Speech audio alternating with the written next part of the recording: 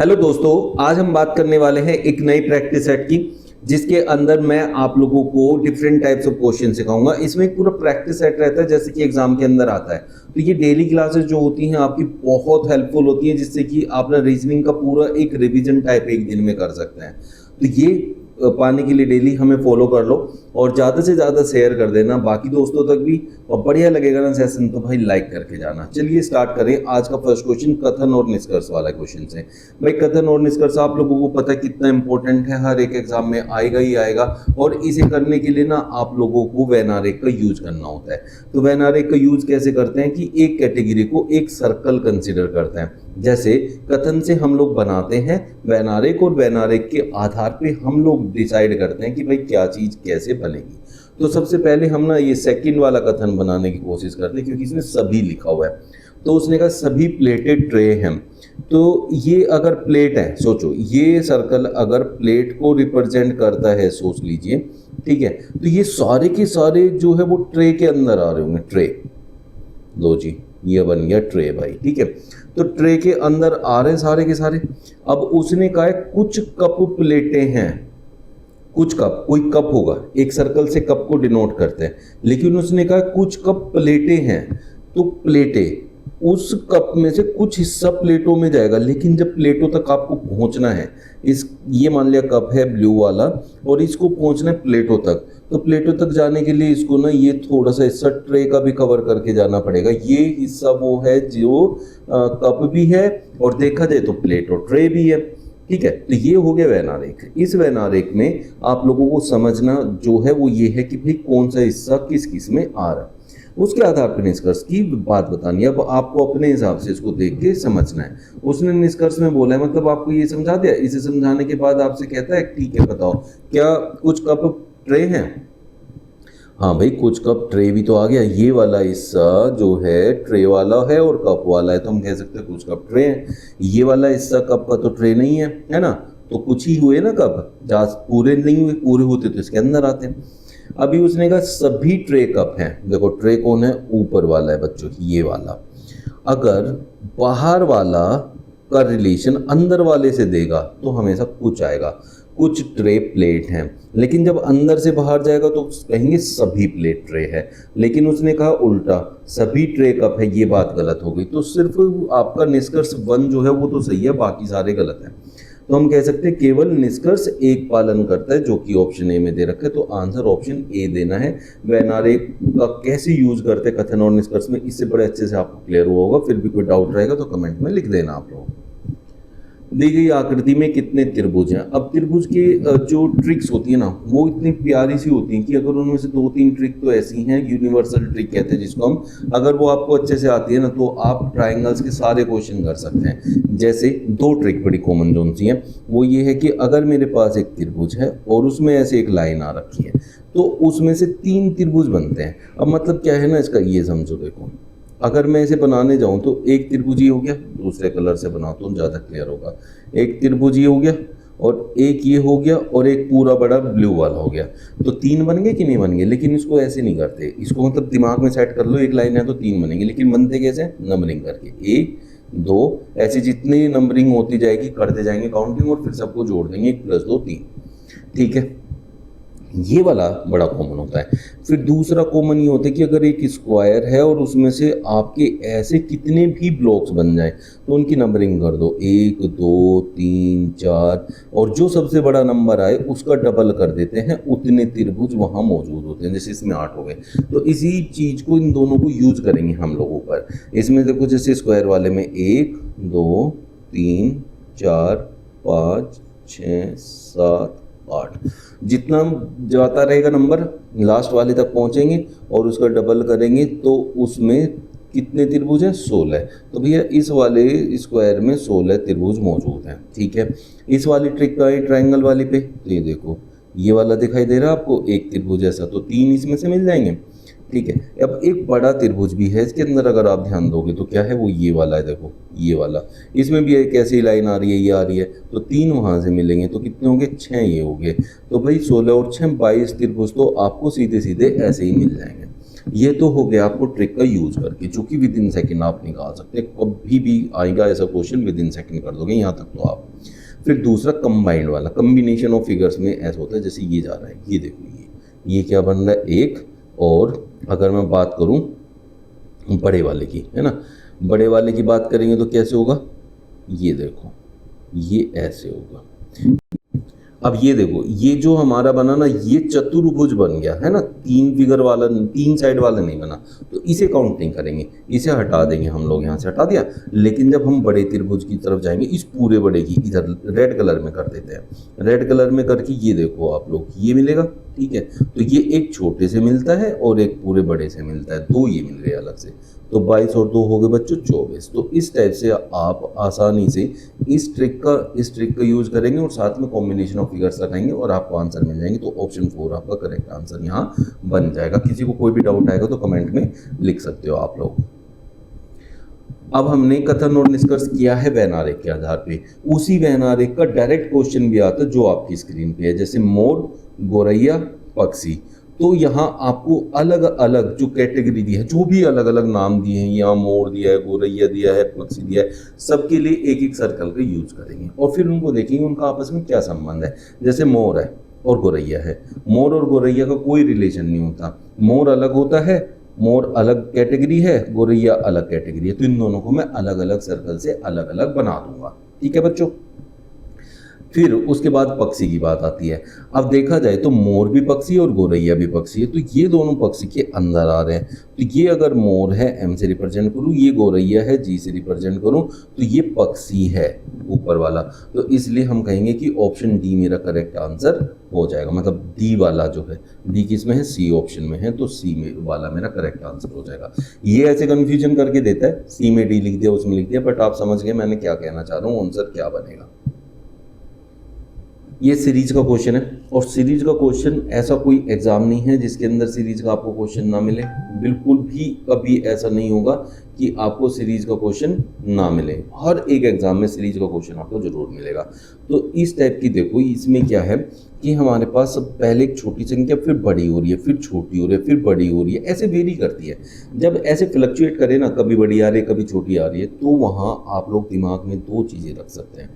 पहली चीज़ है कि वहाँ एक पैटर्न चल रहा हो कि भाई एक बार गुणा हो रहा हो एक बार भाग हो रहा हो, एक बार गुणा हो रहा हो एक बार भाग हो रहा हो, या फिर दो सीरीज एक साथ चलती हैं। और जो 90% केसेस कहता है वो कहता है दो सीरीज एक साथ, जैसे 3 का 5 से रिलेशन, फिर इससे रिलेशन, फिर इससे रिलेशन, फिर इससे रिलेशन। तो इसी में बीच में क्वेश्चन मार्क आ गया, 3 के बाद 5 है, फिर एक क्वेश्चन मार्क है, फिर हमारा 11 है, फिर हमारा 13 है। तो मैं अगर बात करूं कि हमारे जो अभाज्य संख्याएं होती हैं, वो अभाज्य संख्याएं कहाँ से शुरू होती है, 2 से होती है।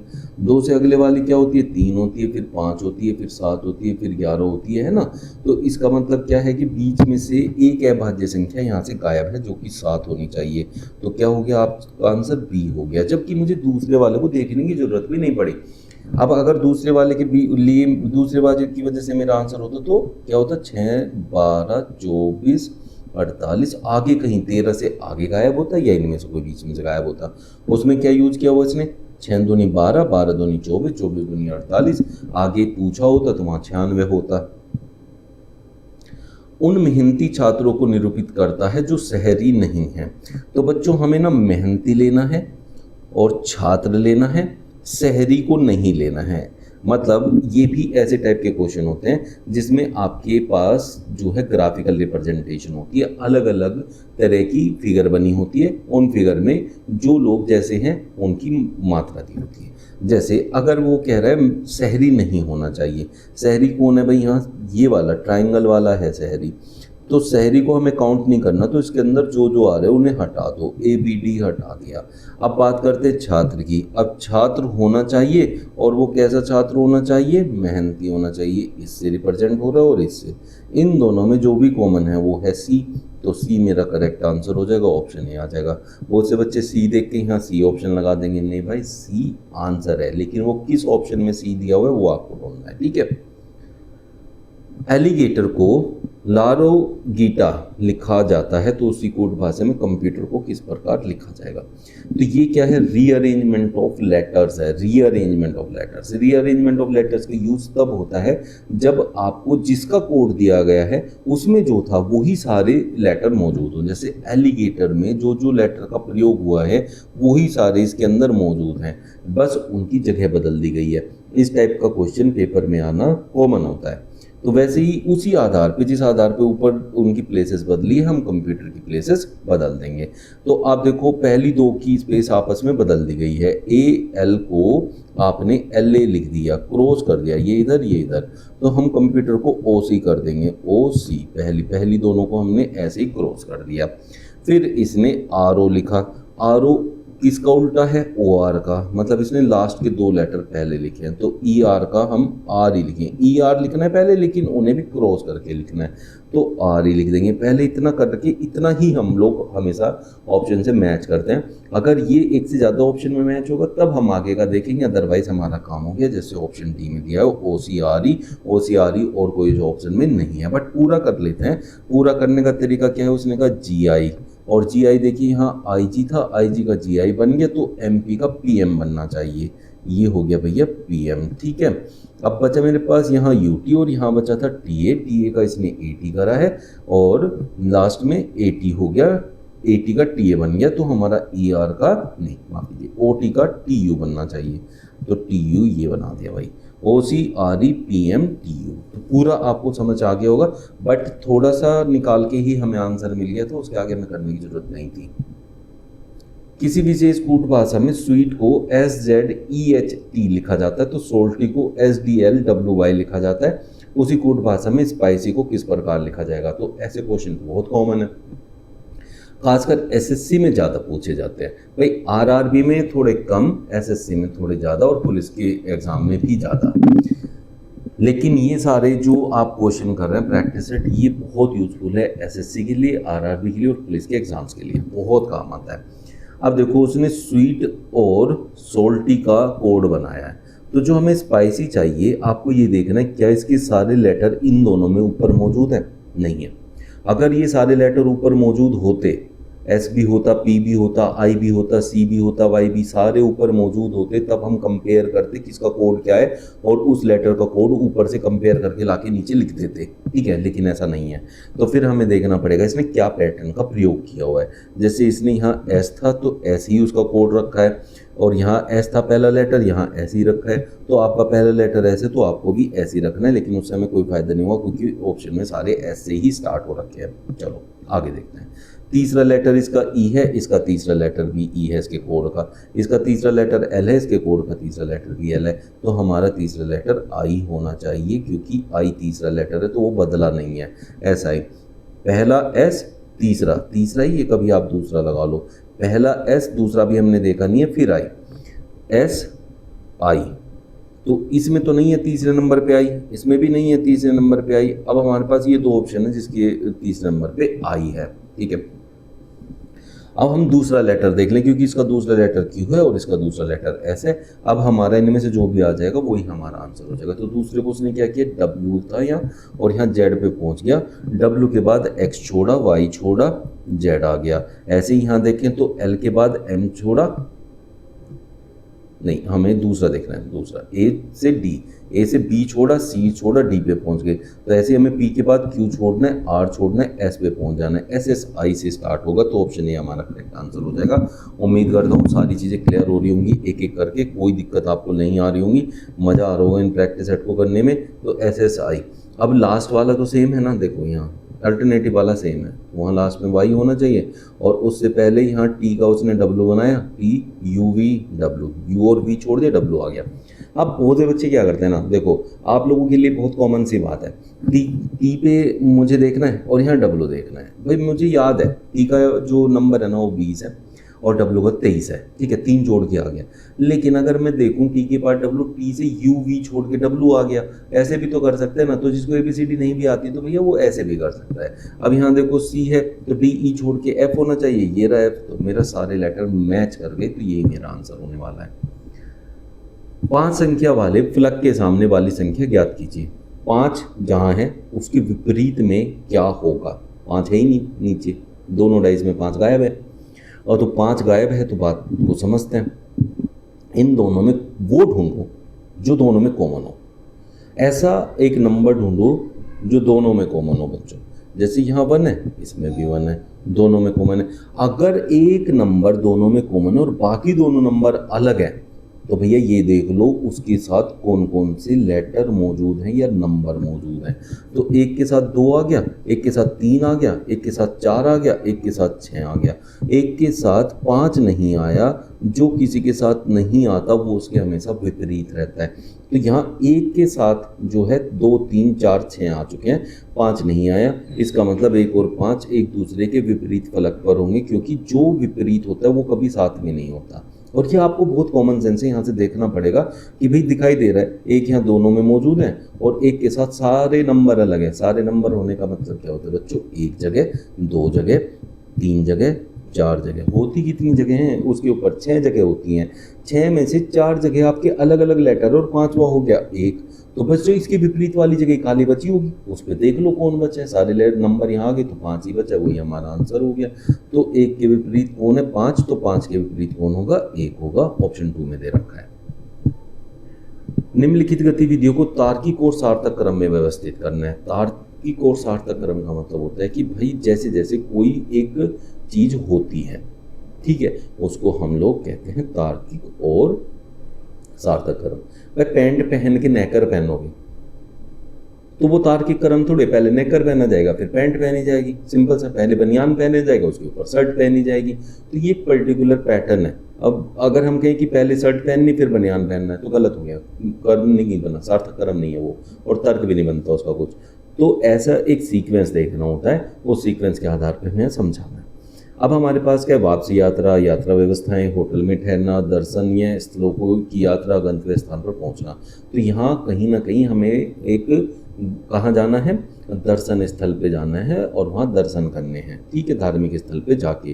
तो उसके लिए पहले हम यात्रा की व्यवस्था करेंगे, ठीक है। सबसे पहले होगा यात्रा की व्यवस्था करना। 2 से स्टार्ट होने वाला है, 2 से स्टार्ट होने वाला है तो ऑप्शन 2 और ऑप्शन 4 तो मेरा गलत हो गया। फिर यहाँ से अगर हमने यात्रा व्यवस्थाएं कर ली, यात्रा व्यवस्थाएं होने के बाद हम क्या करेंगे, होटल में ठहरेंगे जाके। तो 2 के बाद 3 आना चाहिए। या फिर हम क्या करते हैं, गंतव्य स्थान पर पहुंचेंगे, माफ़ कीजिए, पहले हम गंतव्य स्थान पर जाएंगे, वहाँ जाके होटल में रहेंगे। तो 2 के बाद 5 आएगा, ठीक है बच्चों। 2 के बाद यात्रा व्यवस्था है, फिर गंतव्य स्थान पर पहुंचेंगे, वहाँ जाके होटल में रहेंगे, 2 5 3, फिर वहाँ दर्शनीय स्थलों की यात्रा करेंगे, ठीक है, और फिर वापसी यात्रा करेंगे। तो हम क्या कर सकते हैं कि भाई लास्ट में सबसे पहले वापसी यात्रा जो है होना चाहिए। तो ऑप्शन 1 आपका करेक्ट आंसर हो जाएगा। अलग अक्षर समूह को चुनिए। अब ये क्वेश्चन ऐसे होते हैं ना, फाइंड द ओड वन, मतलब यहाँ 3 ऑप्शन एक जैसे होंगे, एक ऑप्शन अलग होगा, उस ऑप्शन को हमें पता करना होगा कि भाई वो ऑप्शन कौन सा है, ठीक है। तो अब हम यहाँ देखते हैं चारों ऑप्शन में क्या चीज कॉमन है, कौन से 3 एक जैसे हैं। तो उसके लिए हमें क्या करना होता है कि इनकी हमें वो देखनी होती है प्लेस वैल्यू, ठीक है। अब जो हमारी प्लेस वैल्यू होती है वो होती है कि अंग्रेजी वर्णमाला में कोई अक्षर कितने नंबर पे आ रहा है, ठीक है। तो अब जैसे हम ना एक्स बी एफ जे की बात करें तो एक्स जो होता है हमारा 24 नंबर होता है, ठीक है। बी हमारा 2 नंबर होता है, एफ 6 नंबर होता है, जे 10 नंबर होता है। तो मैं यहाँ एक चीज़ देख सकता हूँ, 24 के बाद भाई देखो, 24 के बाद 25 पे वाई आएगा, 26 पे जेड आएगा, ए 1 पे आएगा और बी 2 पे। तो अगर देखा जाए 1 2 3 चौथे पे आया है ना।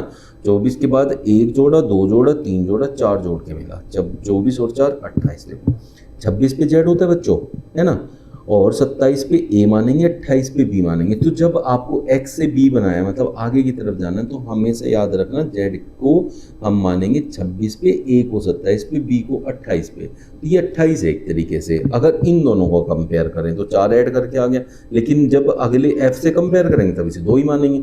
2 में 4 ऐड करके 6, 6 में 4 ऐड करके 10, ठीक है, क्लियर हो गया।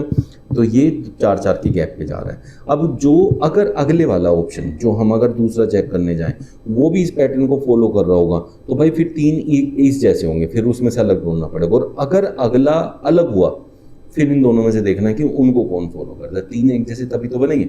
अब जैसे H की बात करें तो 8 होता है और L की बात करें तो 12 होता है, ठीक है। P की बात करें तो 16 और T की कब बात करें तो 20। चार चार ऐड करके आ रहे हैं तो ये दोनों एक जैसे हैं। अब हमें देखना है इसको कौन फॉलो नहीं कर रहा है, बस वही हमारा आंसर होगा। D कितना होता है 4, H 8, L 12, P 16, 4 और 4 8, 8 और 4 12, 12 4 16, ये भी फॉलो हो रहा है। तो इसका मतलब ऑप्शन 4 आपका करेक्ट आंसर हो गया, देखने की जरूरत नहीं है, चेक कर लेते हैं। लेकिन जैसे 3 होता है, ये 7 होता है, 3 4 7, 7 4 11। अब देखो ये 17 पे होता है, लेकिन अब यहाँ से बात खत्म हो गई। C जो है 3 पे है, G आपका 7 पे है और K 11 पे होता है, लेकिन Q जो है वो हमारा 17 पे होता है। यहाँ 4 का गैप है, यहाँ 4 का गैप है, लेकिन यहाँ तो 6 का गैप हो गया ना, जबकि मुझे 4 का चाहिए था, तो इसलिए ये डिफरेंट हो गया। तो यही मेरा करेक्ट आंसर बन जाएगा। कितनी बाइक न तो पेन है और न ही कार है। ना तो कार लेना ना ही पेन लेना, सबसे सिंपल सा लॉजिक होता है, जो नहीं लेना उसके सारे एलिमेंट को खत्म कर दो। जैसे ये पेन है, हमें पेन नहीं लेना, न तो पेन है तो ये हटा दो भाई सारे, इस वाले के सारे हटा दो, इनमें से कुछ नहीं लेना मुझे। न ही कार है, कार भी हटा दो, ये वाले भी नहीं आएंगे मेरे, इनको भी हटा दो। अब जो बचा वही मेरा आंसर हो गया। क्या बचा? 8 बचा, तो ऑप्शन ए मेरा करेक्ट आंसर हो जाएगा। बात खत्म हो गई। A प्लस बी का अर्थ है ए पति है बी का। ये इस टाइप के जो हैं बड़े कॉमन से क्वेश्चन हो गए हैं, जो कि आपके रिश्ते संबंधी में पूछे जाते हैं। तो रिश्ते संबंधी के इस टाइप के क्वेश्चन सबसे ज़्यादा आजकल आते हैं। इन्हें कैसे करते हैं, बहुत प्यार से समझना, बहुत प्यारा सा क्वेश्चन है। जैसे सबसे पहले उसने कहा P प्लस R, तो भाई इसमें P और R का रिलेशन देखना है और प्लस के हिसाब से देखना है। तो प्लस का जो मतलब है ऊपर दिया हुआ है। क्या कहा है? ए पति है बी का, तो मतलब पहले वाला पति है बी वाले का। तो हम यहाँ कहेंगे पी पति है आर का। तो इसका हमें ना ग्राफ बनाना होता है। जैसे मैंने कहा पी और आर, भाई ये पति पत्नी हो गई, ये तो है इसका पति और वो है इसकी पत्नी, ठीक है। ऐसे करते हैं, ये आ गया समझ आप लोगों को। उसके बाद आर का और एस का रिलेशन ऐसे नहीं करना है कि पी और आर का देख लिया फिर आगे एस और एम का देख लिया, ऐसे नहीं। पी और आर का देखा, जिसका बाद में देखा आर का देखा था ना, फिर आर का एस से, फिर एस का एम से, फिर एम का के से, ऐसे देखा जाता है भाई। ऐसे देखना, नहीं तो गलत हो जाएगा, याद रखना इस बात को। अब मुझे किसका देखना रिलेशन? अब मुझे देखना है आर और एस का। किससे डिनोट हो रहा है? भाग से हो रहा है। क्या है? ए माता है बी की, तो यहाँ आर माता हो जाएगी एस की। तो आर का कोई बेटा या बेटी होगा एस, है ना, ठीक है। बात समझ आ गई? छोटा रिश्ता नीचे लिखा जाएगा। फिर एस गुणा एम, गुणा का मतलब क्या दिया ऊपर? ए बहन है बी की, तो एस बहन है एम की, एस बहन है एम की, एस है बहन, एम का नहीं पता, एम इसकी बहन भी हो सकती है, भाई भी हो सकता है।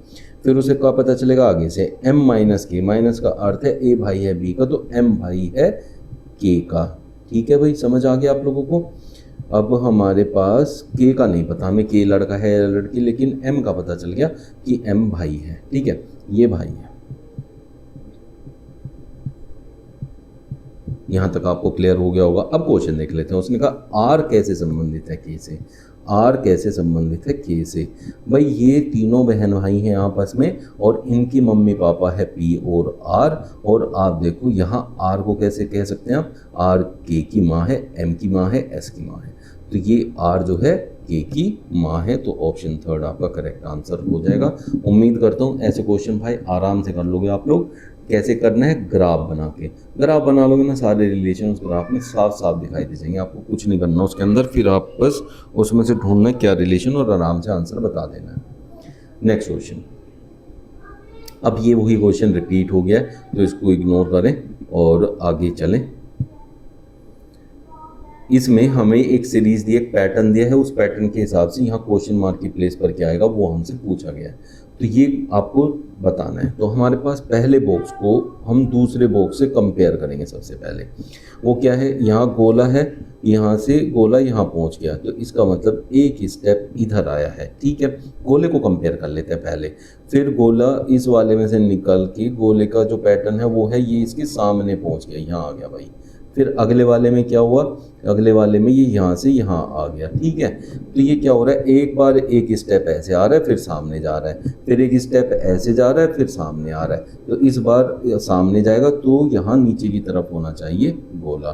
तो ऑप्शन 2 और ऑप्शन 1 तो नहीं होगा, फिर हम इसको कंपेयर करें, ये एक डंडा था, इस दिशा में गया 2 हो गए, ठीक है, फिर इस दिशा में गया 1 हो गया, फिर इस दिशा में जाएगा 2 हो जाएंगे, फिर इस दिशा में जाएगा तो यहाँ आना चाहिए 1 हो जाएगा, ठीक है। तो कौन सा हो गया, ऑप्शन आपका 4 हो गया आंसर, ठीक है बच्चों, क्लियर हो गया।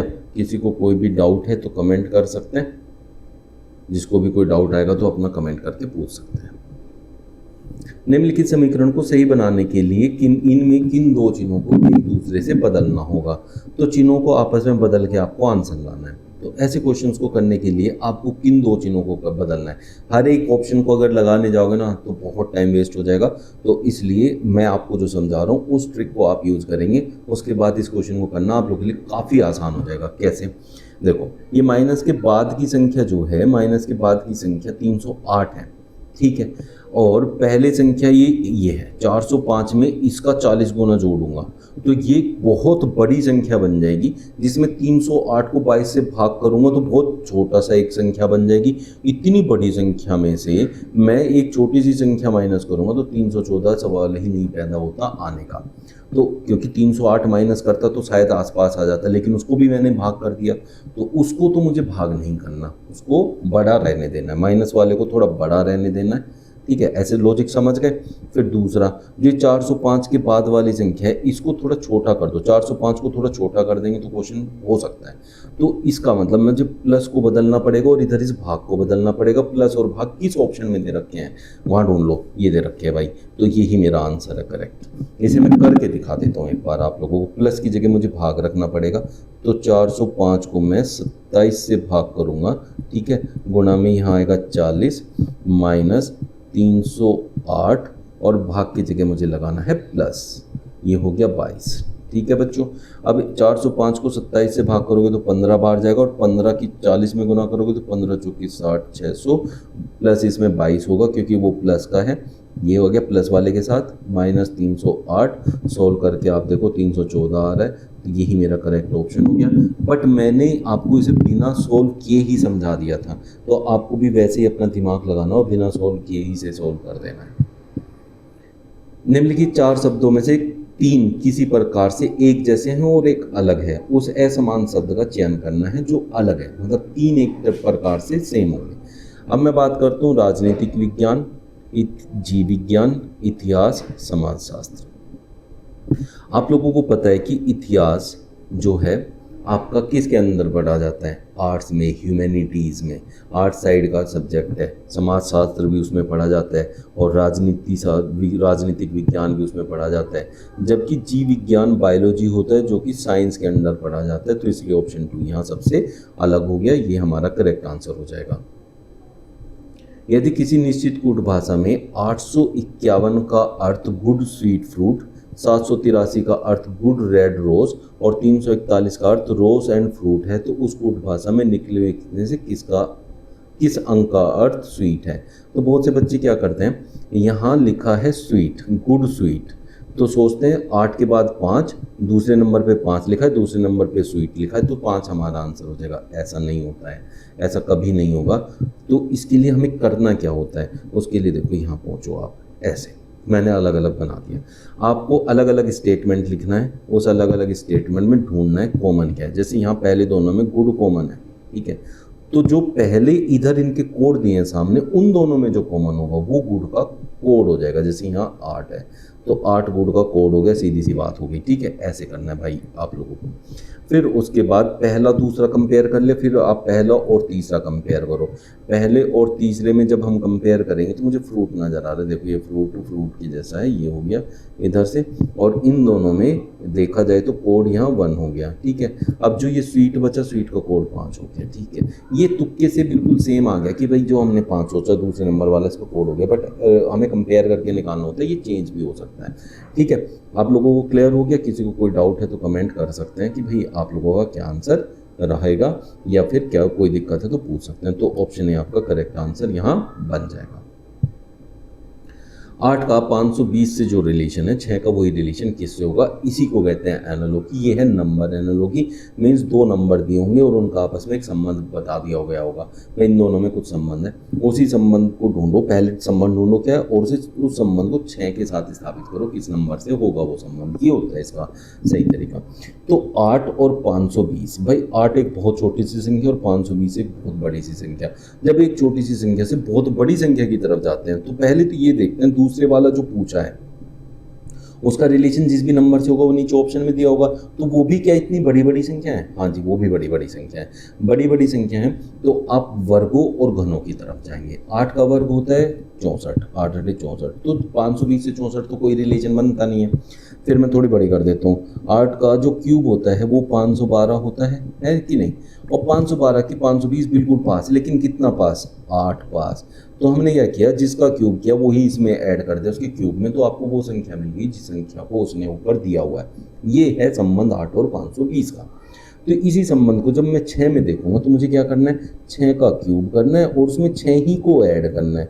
तो क्या होगा, 216 होगा और प्लस में 6 ही ऐड कर देंगे तो 222 हो जाएगा। तो मुझे ये ऑप्शन में ढूंढना है, ये रहा भाई ऑप्शन सी में, तो 222 मेरा करेक्ट आंसर हो जाएगा। उम्मीद करता हूँ अच्छे से क्लियर हो गया होगा। अब ये जो है उसने कहा श्रृंखला के क्रमिक रूप को पूर्ण करना है। श्रृंखला बनी हुई है, इस श्रृंखला में बीच बीच में से लेटर गायब हैं, उन लेटर को आपको फाइंड आउट करना है। एक खाली जगह का मतलब एक लेटर। तो आपको सबसे पहले ऐसे क्वेश्चन करने के लिए ये देखना है यहाँ पे जगह कितनी है, टोटल लेटर कितने भरे जाने हैं। तो 1 2 3 4 5 6 7 8 9 10 11 12 13 14 15 16 17 18 19 20 है। तो आपको या तो 4 के पेयर बनाने हैं या तो 5 के। तो हम क्या करते हैं, पहले 4 के बना लेते हैं। 2 2 4 1 2 3 4 1 2 3 4 1 2 3 4 1 2 3 4। अब आप देखें, अगर यहाँ ये टी से स्टार्ट हो रहा है, ये सी से स्टार्ट हो रहा है, यहाँ ये आर से स्टार्ट हो रहा है, ठीक है, और यहाँ देखना है हमें किस से स्टार्ट हुआ, ये डब्ल्यू से स्टार्ट हो रहा है। जब ये अलग अलग से स्टार्ट हो तो आप क्या करो, 4 की जगह फिर 5 में कन्वर्ट कर दो। अगर इनमें कोई कॉमन पैटर्न नहीं दिखा, मुझे कुछ नहीं दिखा, 2 2 4 1 5 1 2 3 4 5 1 2 3 4 5 1 2 3 4 5। अब देखो मुझे पैटर्न दिख रहा है, मुझे क्या दिख रहा है, ये सी से स्टार्ट हुआ, ये वाला भी सी से स्टार्ट हुआ, ये वाला भी सी से स्टार्ट हुआ, तो ये पैटर्न बन सकता है। तो मुझे यहाँ सी लगाना चाहिए, सब में सी से स्टार्ट हो रहा है। तो यहाँ डब्ल्यू है दूसरे नंबर पे, यहाँ भी है, यहाँ भी है, इट मीन्स मुझे यहाँ डब्ल्यू लगाना चाहिए। फिर तीसरे पे ई है तो मुझे ई लगाना चाहिए यहाँ, क्योंकि यहाँ ऑलरेडी मौजूद है, ठीक है। सी डब्ल्यू ई हो गया, फिर आप ढूंढो जहाँ कंप्लीट हो गया हो, ये हो गया complete, C W E R T, C W E R T, C W E R T, ठीक है भाई, यहाँ टी आ जाएगा, C W E R T. अब ये जो लेटर आपने फिल किए ये ऑप्शन में दिए होते हैं। जैसे आपने क्या क्या फिल किया, W R C E, W R C E जो है W R C E E T, W R C E E, W R C E E T R T, ये वाला है मैंने ऊपर, तो यही मेरा करेक्ट आंसर हो जाएगा।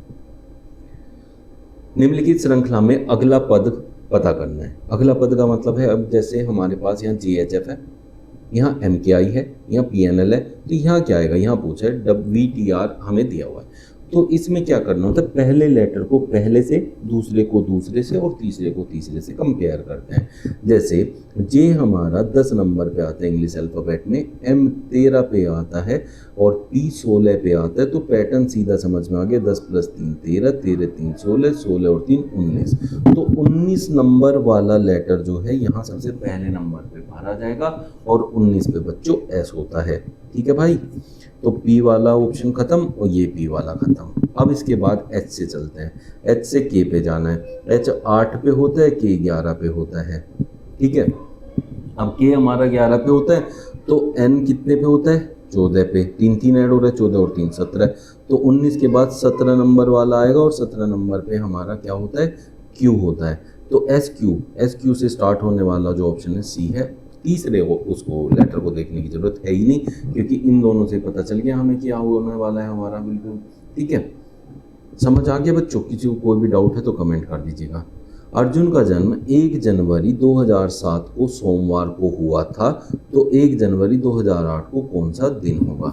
बच्चों कैलेंडर के इस क्वेश्चन के अंदर आप लोगों को क्या ध्यान रखना है, कोई भी एक सामान्य वर्ष है, जैसे 2007 है, 2007 एक सामान्य वर्ष होता है। सामान्य वर्ष जिस दिन से स्टार्ट होता है, मतलब 1 जनवरी को जो दिन होता है सामान्य वर्ष के अंदर, सामान्य वर्ष, ये याद रखना, मैं बात कर रहा हूँ सामान्य वर्ष की, ठीक है, लीप वर्ष की बात नहीं कर रहा हूँ। सामान्य वर्ष में 1 जनवरी को जो दिन होता है वो ही दिन उसका 31 दिसंबर को होता है, ठीक है, सेम डे, यही सेम डे ही होता है। अब 1 जनवरी 2007 को क्या था, मंडे था, सोमवार, ठीक है, तो आपका 31 दिसंबर को भी मंडे ही रहा होगा, ठीक। अब आपसे पूछा है 1 जनवरी 2008 को, इसका मतलब एक दिन आगे कर दो, मंडे पे तो खत्म हो गई साल, तो ट्यूसडे मतलब मंगलवार, तो ऑप्शन सी आपका करेक्ट आंसर हो जाएगा। लेकिन अगर लीप वर्ष होती, लीप वर्ष में क्या होता है, जो दिन 1 जनवरी को होता है उससे नेक्स्ट डे होता है 31 जनवरी, और फिर उससे अगला दिन जो आएगा फिर वो होगा 1 जनवरी अगले साल का। तो ये चीज़ याद रखनी है इसके अंदर। दिए गए पैटर्न को ध्यानपूर्वक पढ़े और वह संख्या चुने जो प्रश्न चिन्ह को प्रतिस्थापित करेगी।